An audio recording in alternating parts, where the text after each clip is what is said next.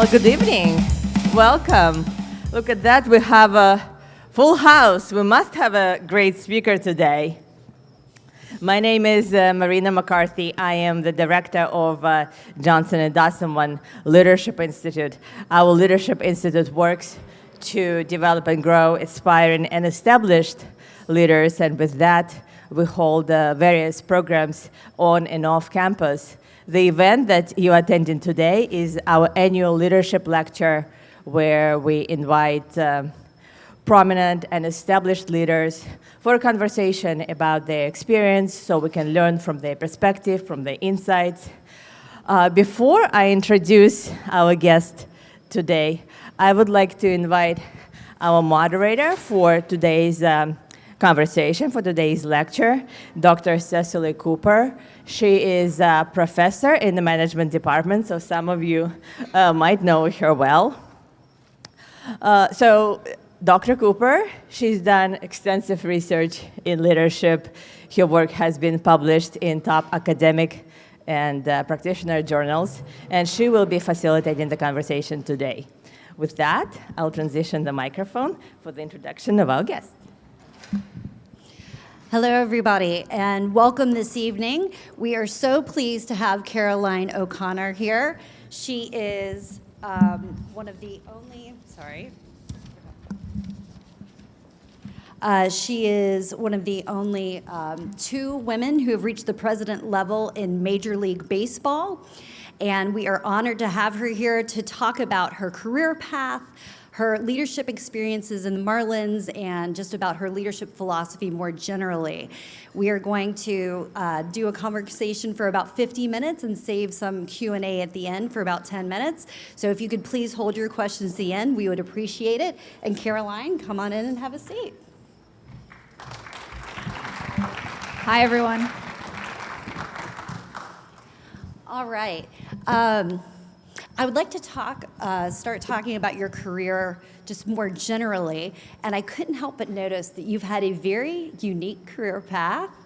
And could you tell us a little bit about your journey from the finance sector as a managing director at Morgan Stanley to a leadership role in Major League Baseball? How did that happen? Yeah, so I think I'll start at the top, which is being out here in the audience just like a lot of you. So going to college and really trying to figure out what I wanted to study. I studied computer science in my undergraduate degree. I just really liked computers and thought that would be an interesting major. And really got my start by engaging with the resources that were available at my university. So I went to Rutgers for my undergraduate, but went to the school career resources office, went to the career fair, and that's where I got my internship. So I interned at a financial company at Bloomberg LP, and then went back and finished my degree in computer science and ended up actually coming out and working for IBM afterwards. So I started off in the technology sector. And so through working and gathering experiences, I think you come out of college and you kind of suit yourself to the workplace and figure out what you like to do and what your strengths are. I really liked my role starting off at IBM because we were consultants, so we got to go to a lot of different companies, and at that time it was just the dawn of the internet, so we were helping a lot of companies take some of their back office processes and put them online, whether it was property tax payment or banking applications or healthcare applications, medical records.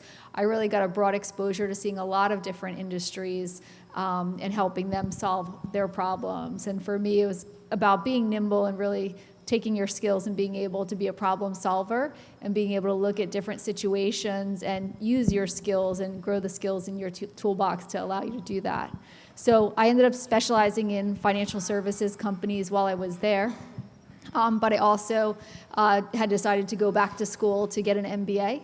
And so I really enjoyed working, so I decided to get my MBA part-time. And so I went to NYU for my MBA. And with traveling for work and taking classes, I was, getting off a plane on Friday night, going to class all day Saturday, and then getting back on a plane on Sunday. So it wasn't working out that well. So I decided to kind of settle down locally in New York where I lived and leave the consulting life. So then I went to work for an investment bank. So I worked for UBS Investment Bank, again, doing technology and leadership roles there, and then ended up moving to Morgan Stanley from there. And then working at Morgan Stanley, I was in a COO role, so a Chief Operating Officer role, where you really have a very broad remit from a leadership perspective. So you're responsible for budgets and people, legal, risk, all those things. And in investment banks, there can be huge amounts of budget and also people. So running an organization that had 5,000 people and $1 billion budget, it really gave me the skills to be ready for that next challenge when it came along, which was to work in baseball, which is a strange change for some people. But the way that I look at it is, the subject matter is a little bit different, but it's that leadership and being able to look at a problem and deduce a situation that are the skills that I was able to take over to baseball. Yeah, which kind of touches on my next question. So it sounds like even though these are two very different industries, there are a lot of synergies between what you're doing in the finance sector and your role at the Marlins. And so can you just tell us a few ways in which your experiences in the finance sector have shaped how you approach your job here at the Marlins? Yeah, so one of the situations that I was really sought out for was coming from a big company and understanding governance and leadership and some of those things that maybe a smaller company doesn't have as much regimented processes about. So for me, coming to the Marlins, which has a really big name, professional sports brands have really big names, but they're really small companies. So at the Marlins, we have 400 employees. So we're much smaller, but like I said, we have a really big place in the community, which is great.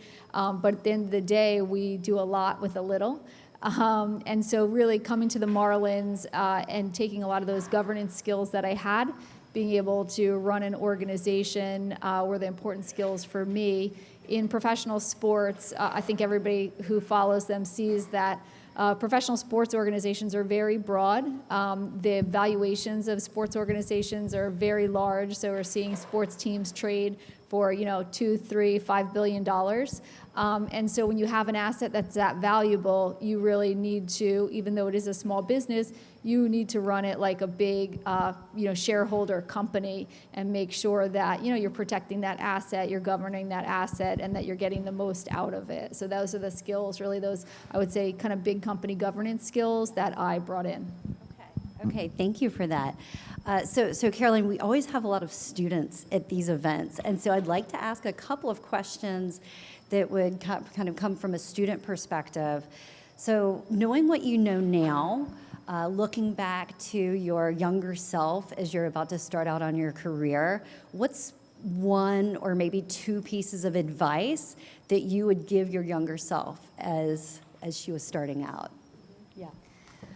I would always say, take advantage of every opportunity in front of you. I think sometimes you're new to your career, or even if it's at school and your professors, and you say, well, I'd like to ask a person a question, but I don't want to bother them, or my question, it might seem silly. When we have our interns coming in or our new employees, we always, say to them in the orientation, we say, we have an open door policy. Come in. If doors close, get some time on the calendar, sit down. Like, we want to hear from you. We want to help you guys grow in your career, and we want to accelerate your learning curve, because I think someone telling you things is going to help you to learn much quicker than sitting and reading or waiting for that experience to come to you. So what I would say is, when you go into that workplace, I think you feel a little bit intimidated at being the new person and saying, okay, they don't really mean that they want me to come in and ask them questions, but we really do. And so myself as a manager, I learn from all of the interns and new employees that come in. Some of the first things we say is like, hey, what apps are you using? We want people just like you to come to our games. How can we attract you to come to our games? So I think everybody has a valuable experience, a valuable input to bring. So I would say if you have the opportunity to, speak with your professors, speak with your managers or other people in companies where you're interning, I would definitely make that outreach, and don't be shy or don't be intimidated about it. Yeah, and I love that advice too, because I feel like students these days don't always take advantage of the opportunity to talk to their professors. We have office hours. I love it when my students come by and chat. They send a lot of emails these days, but they don't come by and chat. So come talk to us. We are here to help, and we are interested in talking to you. And so I guess another question from a student perspective, if somebody's thinking, I would love to get into the finance industry, or I'd love to get into sports management. Do you have any advice for students that would like to enter one of these industries specifically? Yeah, I go back to, if you're still in college here, use your resources here at the University of Miami. So many resources. It starts with your professors and the career office. So what happens at the companies is, I'll say like at the Marlins or other companies too, the Marlins specifically, we do get a lot of applications for things like our internship programs. Mm-hmm. And, for certain programs, we'll always come to University of Miami. Like, we love to have local kids. And the first thing we'll do is we reach out to the department chairs or the professors and say, like, hey, we've got a handful of really strong resumes. Who stands out in the classroom? For us, we really want to get those shining stars because we want you to intern with us, but we also want you to want to come back and work with us after you graduate. So it's a big investment to have an intern and you grow them and help them to get into the workplace. And our biggest success is when you come back as full-time employees after you graduate. So that's what I would say to use all of those resources. Yeah, and I noticed online that you have a sports pathway program. Is that the intern program that you're referring to? Yes, that's our intern program at the Marlins, and it really is customized for local students. And so the way that it works is it starts in January and it runs through our season, which runs through the end of October. And so basically during this semester, we ask for 10 hours a week. And then during the school break in the summer, we ask for 40 hours a week. So that way you get to see, what we call the non-playing season, but the off season and kind of the things that go on in the office then. But then you also get to experience the core of our business, which is baseball games. So, over the summer when you're with us, you'll get to experience delivering baseball games, right?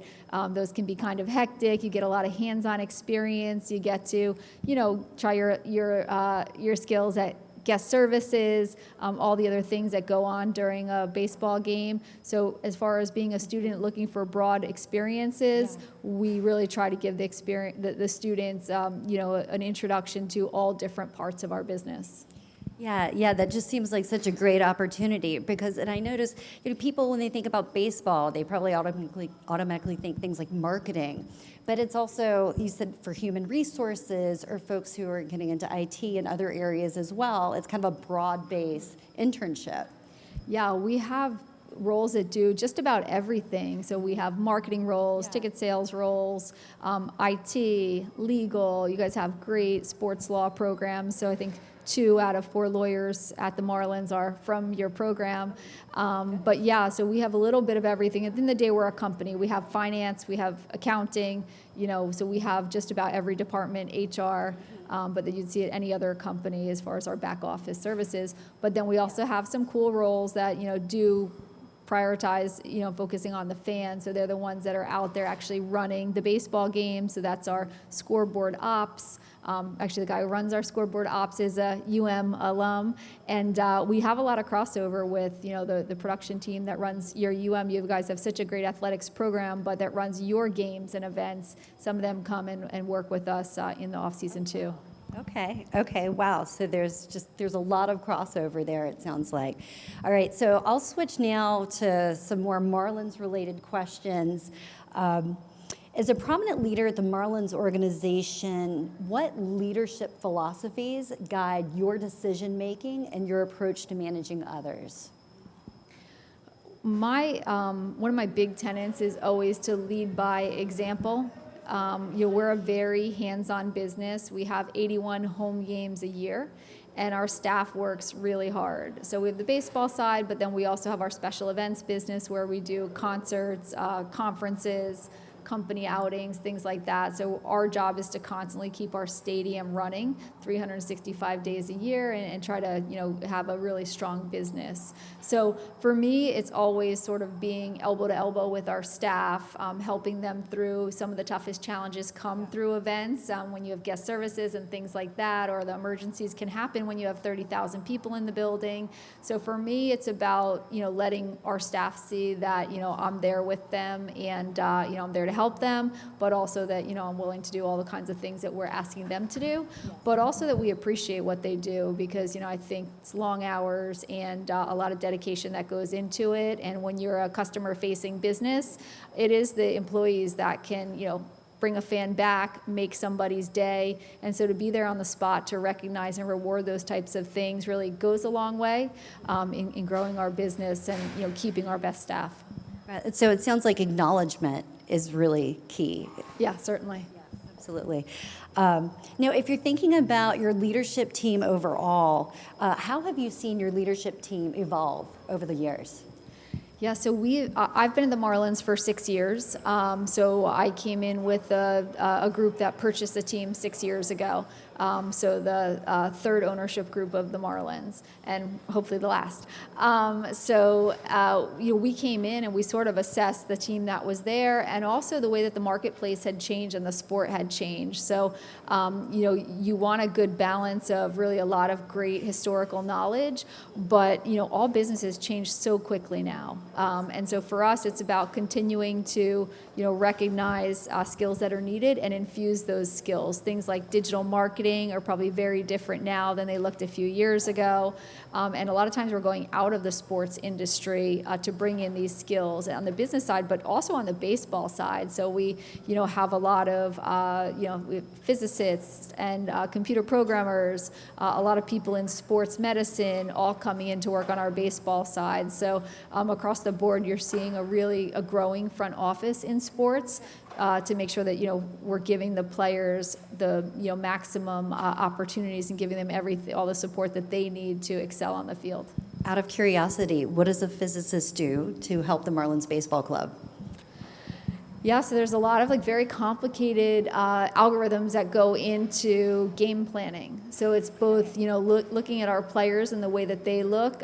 We have very sophisticated camera systems in all stadiums that are actually looking at skeletal movements of bodies, and then they bring back feedback of the way when the coaches go and they talk to the players and they say, hey, I think, you have to change your delivery a few degrees this way, or it's very high tech on the baseball side. Okay, well, that's very interesting. So thinking now about the Marlins Club overall, in what ways are the Marlins leaders in the sports industry? We want to be leaders, in the fan experience, but also in what is a very special market here in Miami. So we have a market that is full of baseball fans, a lot of people coming from backgrounds of, other countries that really love baseball. And so for us, we think we can bring our games a special feel to them that really mimics what is just an amazing experience if you've seen a baseball game in a Caribbean country. We had the pleasure last year of hosting something called the World Baseball Classic. And it's sort of the World Cup of baseball, where major leaguers and other players play for their countries. And they can sort of pick a country or one that, their family historically from. And it's really fun to see, the players come out and the passion that they feel when they're playing for their country's flag. And then also the excitement that the fans have when they're coming out to root for their countries. So that was a great experience for us. And we followed it up this year with hosting the Caribbean Series, which just finished. But similarly, it was a tournament of Caribbean nations, the best of the best, equivalent to their World Series. And the feeling of our games and it just being a huge party, I think is unlike any other stadium in America. We had instruments, we had dancing, we had costumes. Sort of you put the product out there and the environment and the excitement kind of built itself. So I think that is where, the Marlins can really bring a great international feeling to a baseball game right here in America. That does sound like a really unique experience, certainly. You've talked a little bit about synergies between the Marlins and the University of Miami, but I just wanted to ask you more directly, what do you see as that relationship between the Marlins Club and the University of Miami? We have so many connections with the University of Miami. First, they're one of our best partners as far as helping us to do the things that we need to do as a business. So really supporting the team and sponsoring the team. You're also our medical provider. So Dr. Kaplan and his amazing team of orthopedics are at every single game with us, and they are the first line of care for our players and the visiting players. When we need them, which hopefully isn't often. But they're right in there with our trainers and our coaches when they're looking at the health plans and nutrition plans for our players, and a lot of that is based on what you guys are learning in the classrooms or some of the research that they're doing, but also the amount of work that they do for the community and with youth sports and athletes of all ages, and the great research that they do that we are able to capitalize on when we're looking at the treatment for our players. Recently, we had our Marlins Triple Play 5K, which is a new initiative between UM and our Miami Marlins Foundation. Really unique as a 5K race because it goes through our neighborhood in Little Havana and then it finishes up on our field. So to finish the 5K, you actually run the bases and come across home plate. So it's really great. The proceeds of it go to support brain science here with Dr. Neimer at the university. So we have partnerships across so many of the different schools. But like I said, the partnership that we have on the talent side for us is really special. And just having kids that love being in Miami, that understand what's so special of Miami, coming in and filling the roles in both our full-time roles, but even just during on game days, right? We have game day roles where, you can be an usher, you can man a booth on the concourse where, kids are playing games or something like that. So we love giving the kids their first experience, but also, having full-timers that are from Miami. And that 5K where you end up running the bases, that sounds great. I bet people really just great. love doing that. Yeah, we started off as a partnership together, and this was our third year of it, and the enrollment in it has more than doubled. So I think it's going to continue to be a big hit, but it's one that we love to do. That doesn't surprise me. It sounds great. So in addition to your relationship with the University of Miami, what are other ways that your leadership extends into the Miami community at large? We are, a big part of the community. I think being a sports team, you have a special place and a special responsibility to be out there, with your fans, with the community where they need you, where you can, offer help. As far as our facility, we host all kinds of events at the park that bring the community together. We do our own 5K, but we also do the American Cancer Society walk. We do the lupus walk. We do numbers of events where, we can use the centrality of our location, but also just the flexibility of the building to bring groups together for really good causes. Myself, I try to be involved in, a number of organizations out in the community. I'm on the Jackson Health Foundation board. I'm on the Parks Foundation of Miami-Dade County, and also in things like the Chambers of Commerce. So we try to be out there on a number of different levels, but leveraging our resources to, improve, the community's way of life here in Miami and letting, our community know that we are their hometown baseball team, and so we really want to be out there with them both when they're at our games, but also when we're giving and things like that. One of our favorite programs is our T-ball initiative. So we sponsor over 200 T-ball teams across Miami-Dade, Broward, and Palm Beach counties. And so all of the kids receive Marlins jerseys and hats, tees, baseballs. And T-ball is kids' first experience with baseball usually, so usually 4 or 5, 6 years old. And it's great to see all the kids out there playing as Marlins. The Marlins are pretty young. We just had our 30th anniversary of the franchise last year.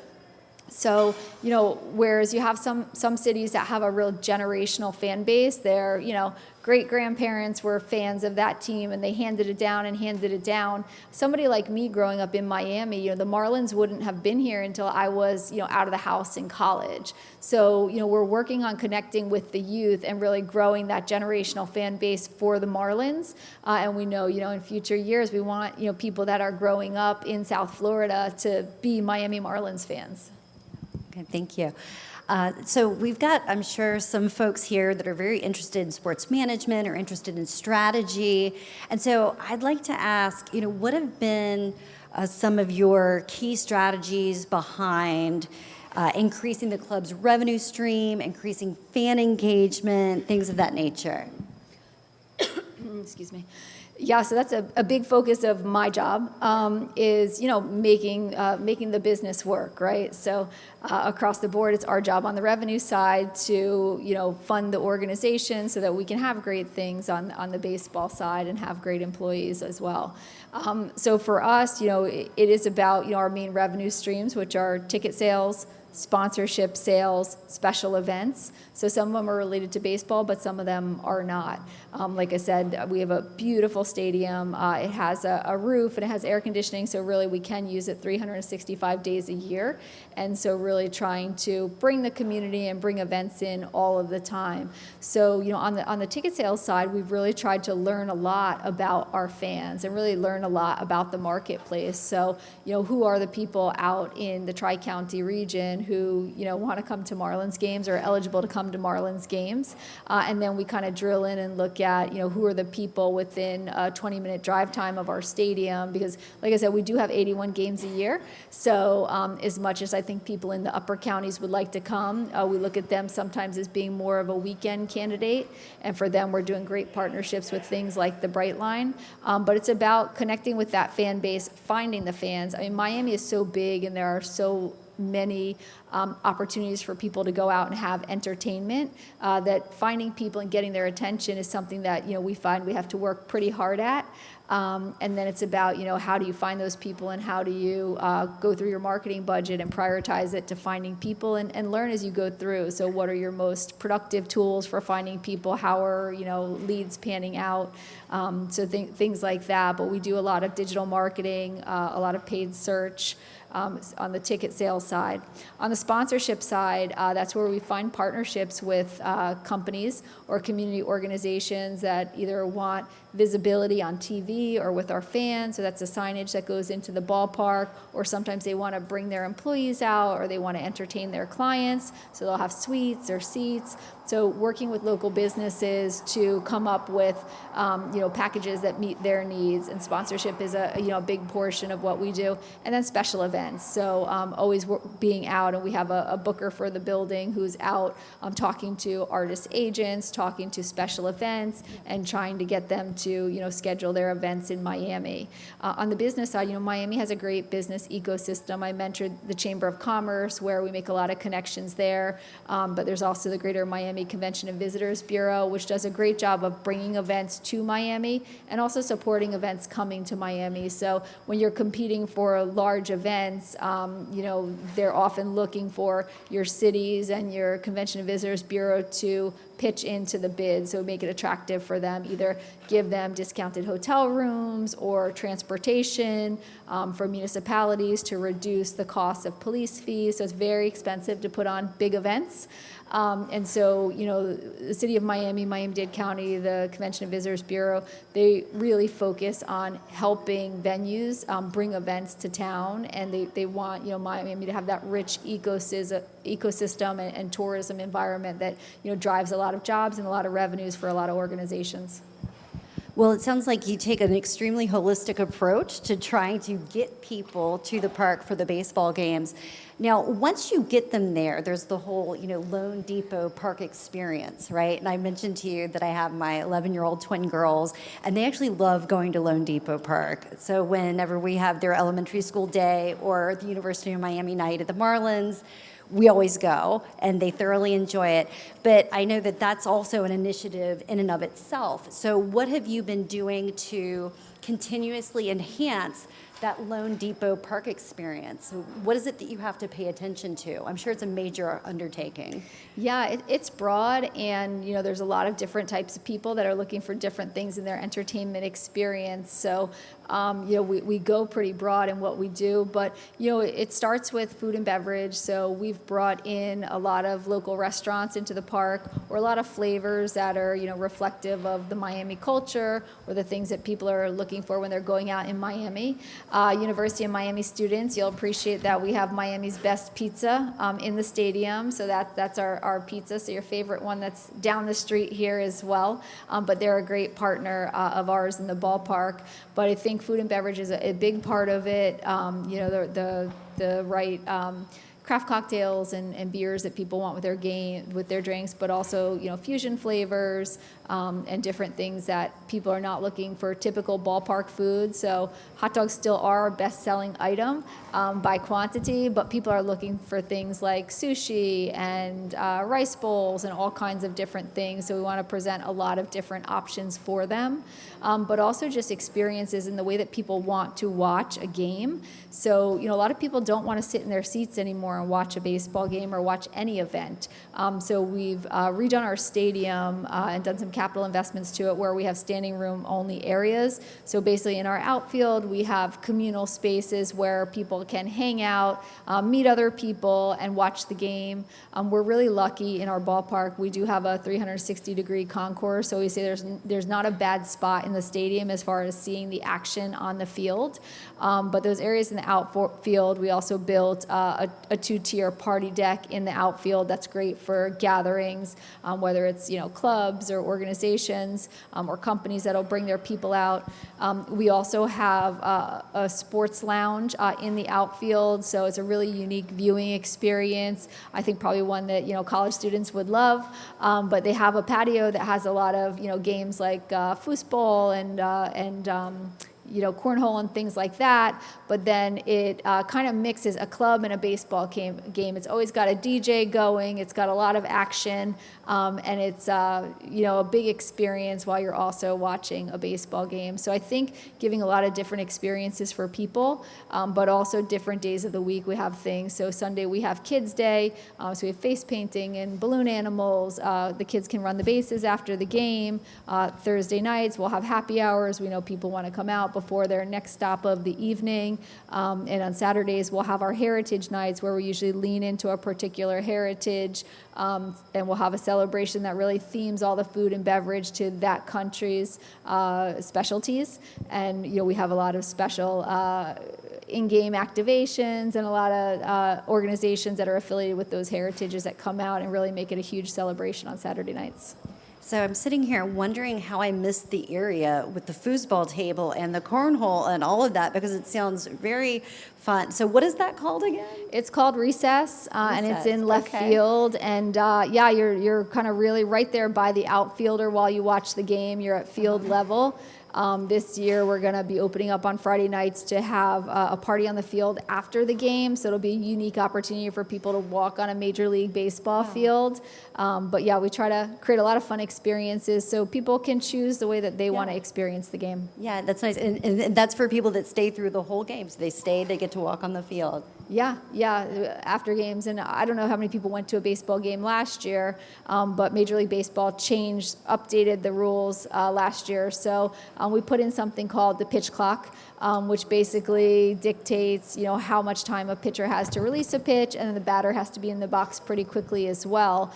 And so whereas, baseball games used to be 3-4 hours, really kind of untimed, we had games last year that were like 2 hours and 20 minutes. So whereas our weekday games start at 6:40, if you had young kids, you could have them out of the park by 9 o'clock. So I think it makes baseball much more accessible for people, and also the pace moves quicker, and so the new rules have been pretty well regarded across the board. Yeah, I noticed that the last time that we attended a game. I'm going to switch gears a little bit again and start kind of talking a little bit more generally, or asking questions about your experience as a leader, again, a little bit more generally. So as I mentioned at the very beginning, you're currently the second woman to reach the president level in a Major League Baseball team. what are some essential qualities that a female leader should have to be successful in a traditionally male industry? I think that they're not that different than any leader. So I think, like, if you're a great leader and, you rise through the ranks, I think those skills are often like very common across leaders. So, I think their passion, dedication, usually attention to detail. You got a lot of type A people in those roles. But I think there are some different things that, women as leaders bring in, I would say, community building. So I think it's empathy, intuition, the way that we get to know the staff and want the staff to engage and really connect with the company. So I look at it as, I think that I have a unique ability in the way that I build community both across our staff, but also, with our partners and the organizations that we work with. And I think that's something that, myself as a woman, like it's a natural skill that I have. Yeah, and you were talking about that earlier when you spoke about kind of being there at the stadium and giving acknowledgement to the people working the games and things of that nature. So, I study leadership and I spend a lot of time studying trust. And so I would love to ask a question about trust. So how do you try to build trust with your employees, with your colleagues? What do you think are those essential activities that get others to trust you?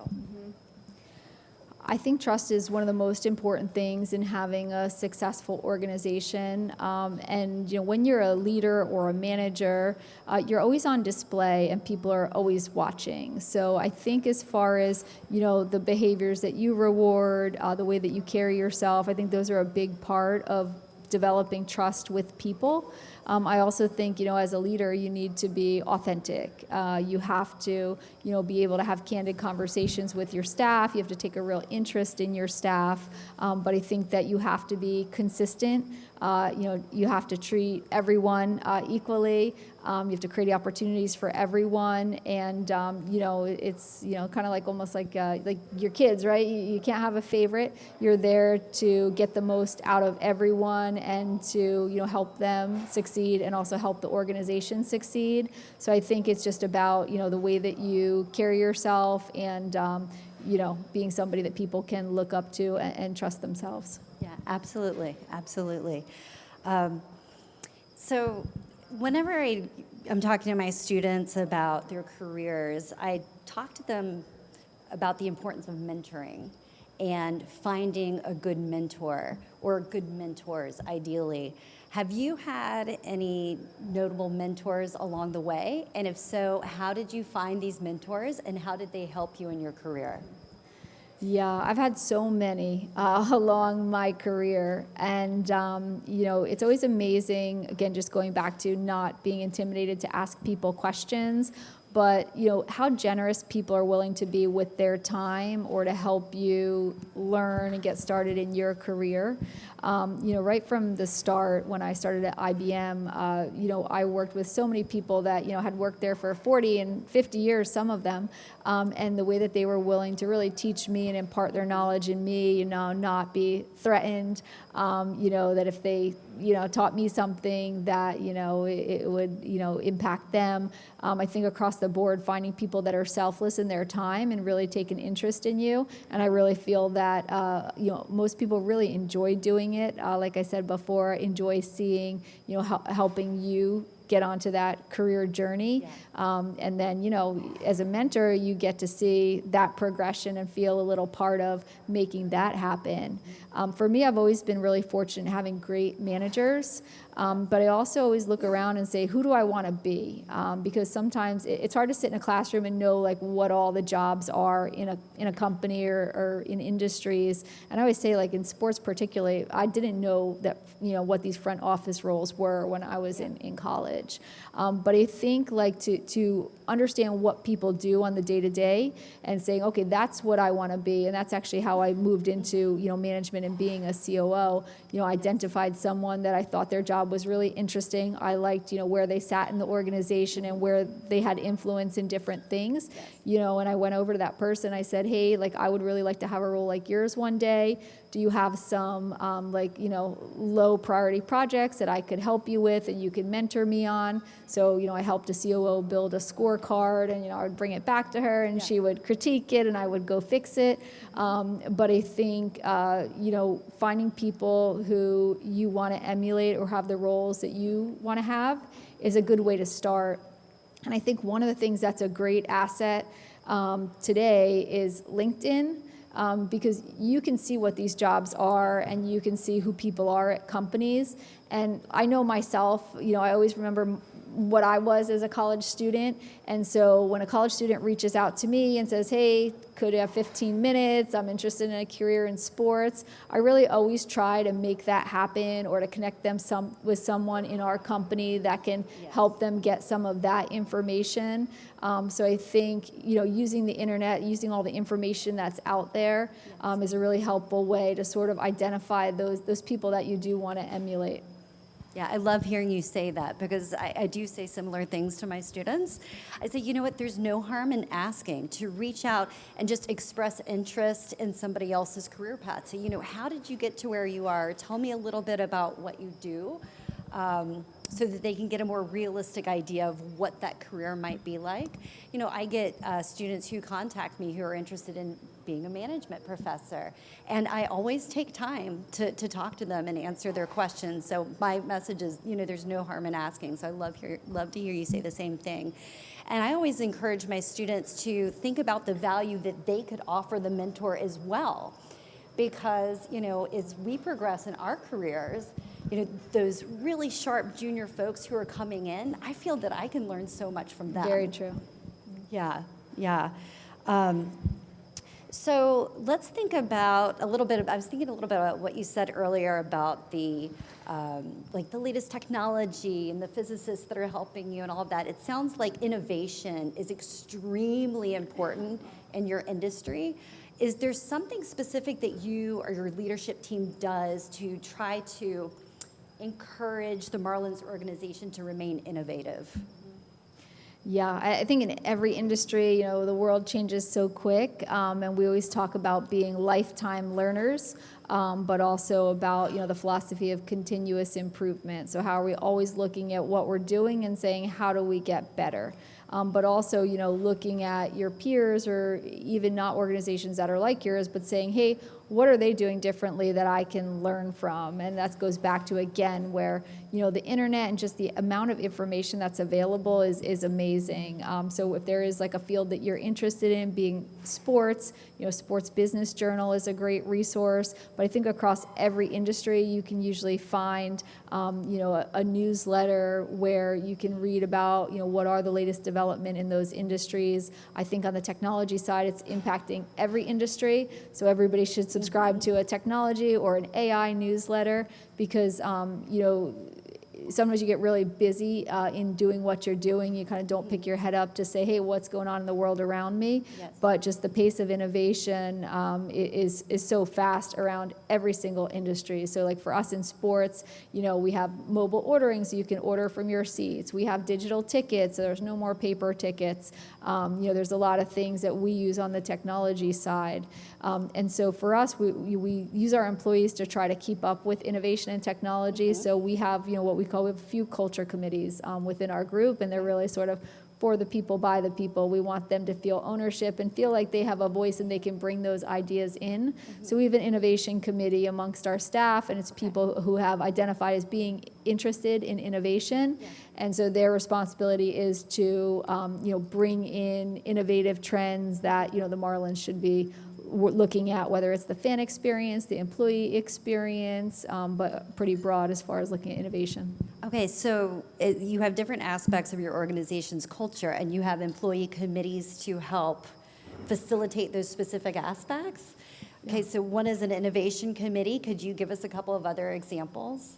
Yeah, so we also have a diversity, inclusion, and belonging committee. So great, they host great events, great learning lectures. They really help us as an organization to, keep a focus on diversity and talking about it regularly, creating events for people to learn, whether it's different holidays that come up, or we'll bring in, great professors from the universities around us who can educate the students, our employees on something. So that's a big one for us. And then the last one is employee engagement and recognition. So there we do talk about the rewards programs, and celebrating our employees and the great things that they do. That's great. That's great, because then employees are taking ownership of maintaining the culture, because cultures have to be actively created and maintained, right, to stay strong over time. They don't just happen. Yeah, it's true.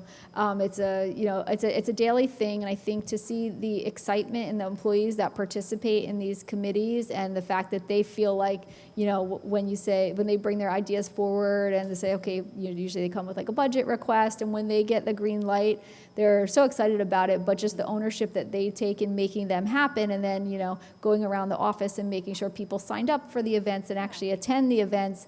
That's something that the HR department, or coming from the top, you won't get that same buy-in that somebody's going to get from their peers. And at the end of the day, we want to do programming that our employees appreciate and that's relevant to them. And so the best way is, asking them. Yeah, absolutely. And I'm curious, do you also, on the front end, before you even hire people, do you consider your culture and whether or not they fit within the culture before you hire them? Yeah, fit's a big topic for us. I think one of the things, again, specific to, I would say sports in general, but stamina and really being able to, handle a Major League Baseball season is one thing that's a big part of our culture. And you need really stamina to stay positive during what is a very long season, but a very exciting season. So that's definitely one of the things that we look for. But we ask employees on the way in, like, these are our culture committees, which ones would you like to participate in? So we try to use that as a on-ramp for them to get integrated into the organization. Yeah. We're going to do Q&A in just a minute, but I have one final big picture question for you. So looking towards the future, how do you envision the evolution of the team's role in South Florida, in the South Florida sports and entertainment landscape? Well, we want to be leaders, and we've seen some good success, over the past 2 years. So last year, our team went to the postseason for the first time in a full season in 20 years, which was really exciting. And then we also saw, the response from the fans. So last year, our attendance was up 30%. The year before that, it was up 15%. So we are seeing sort of the building of that connection that we have with the community. But we want to be the place to be where, if there's a special event, or, hey, what am I doing this weekend? That, people are looking and saying, hey, are the Marlins home? Is there a concert at Lone Depot Park? We really want to be top of mind for people when they're deciding, how to spend their valuable time. Yeah, okay, thank you. So I think, yes, it's time to open up to questions from the audience. Who has a question for us? Hi, my name is Matthew Sussmain. I'm a first-year MBA candidate. Thank you, Caroline, for sharing your time and your insights with us. During your time with the Marlins, you've seen changes to the ownership group and management at top levels. How do you lead through those transitions? I think that's when being a leader is the most important. I think change is very hard. Change at any part of your life is tough, and in the workplace it's difficult too. So I think your job as a leader is to be there for your staff and help them through change. And I think that's when communication is the most important. So making sure that everybody understands, where they stand when a change happens. And I think your job is to, give them that comfort, give them that confidence, but more realize what they might be feeling. Even if, you felt like, hey, we said, what the new structure looks like, and people should understand this. You have to understand that, people in different parts of their career maybe never went through something like that. they might be feeling differently. And the last thing you want is people to feel insecure when a change happens, because I always feel that changes are huge opportunities, and a lot of my roles or expanding of my roles has happened at times of change. So I think you want to remind people of the positive of change and not have them feeling like they don't know if this is a place for them because of the change. Hi, Caroline. My name is Alejandro. I'm a senior here, and seeing so much success from the World Baseball Classic, from the Caribbean Series, what are some of the lessons that you think you can take into the season, and what do you think that you can gain from those events into increase from the fan first? Yeah, so World Baseball Classic, we had 500,000 fans come through the ballpark in 10 days. And for Caribbean Series, we had 350,000 fans come through in 9 days. So huge numbers of people that are raising their hands and coming out to see baseball at Lone Depot Park. And we're really lucky with the amount of data that we can see about the fans. So there's so many ways that you can understand who's coming through your doors. So it's about of that group, who are local to here that we have the opportunity to bring back to a Marlins game. So really trying to reconnect with the buyers after they leave us and following up very quickly, because we knew they had a great time at World Baseball Classic and Caribbean Series. And so to say within 24 hours, send them an email and say, hey, come back for a Marlins game. A lot of what you saw that you enjoyed will occur at a Marlins game also. So I think it's first grabbing those buyers while you have their attention, but also connecting on some of those themes. For the final of the Caribbean Series, the final game was Venezuela versus the Dominican Republic. I think the really cool part about some of these international baseball games is how excited the major league players get about coming out and supporting their countries. And we had just a suite full for both of them. We had a suite full of celebrities and professional baseball players well beyond the Marlins who just wanted to be there for those events. So in the final, Venezuela versus Dominican Republic, we had one of our pitchers who's one of the best prospects in baseball, Yuri Perez, throw out the first pitch for the Dominican Republic. And then for Venezuela, we had our player Luis Arraez, who was the National League batting champ last year and the American League batting champ the year before, throw out the first pitch. So trying to remind them, yes, you're here for Caribbean baseball now, but on opening day on March 28th, we're still going to have Caribbean players and players that you can appreciate, from your countries of heritage. So try to remind them that, March 28th through October, there's more of this. So please come back and experience it. Okay, we still have time for a few more questions.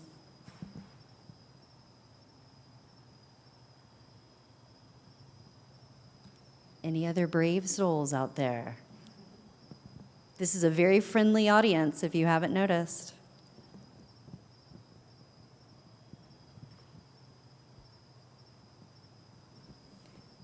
All right, well, this has been a wonderful talk, Caroline. Thank you so much, and thank you for answering the questions from the audience and being so gracious with your time tonight. I want to thank everybody here for coming, all of our students, faculty, staff, our esteemed alumni, and let's all give a big round of applause to Caroline for donating. Thanks everyone.